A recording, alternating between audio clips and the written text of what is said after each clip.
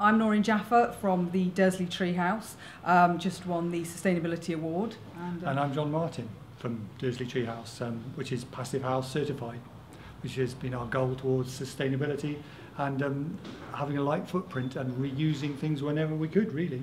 The project started a few years ago, and it was when we were looking to build a sustainable house, and we knew the architects, Millar workshop, were somebody who specialised in this sort of timber frame construction house that had a light footprint, and they were very sympathetic to the designs and what we were trying to achieve. So it was the sustainability angle, it was the reusing, is keeping our footprint as low as possible, mainly from a sustainability angle, but also just from a budget point of view, wasn't it? Yeah, I mean, to be honest, it was two driven things. from a budget point of view, but that's the beautiful thing about galvanising, is we took old objects and sort of upcycled them. They weren't previously galvanised. We used old gratings that used to hold diesel engines from the local factory. There are walkways everywhere.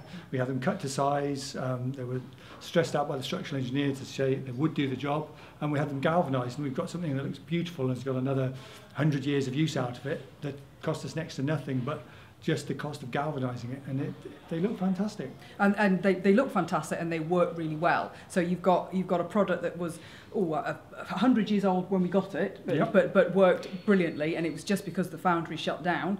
We managed to get hold of it, so we've got a bit of Dursley heritage in the house, which is fantastic, and I'm very proud to have that in the house, I think. Yeah, but I mean, you're keeping a bit of history, you're saving the planet, and you're getting something that looks brand new just because it's been galvanised. Yeah. So, yep, the spiral staircase was the same.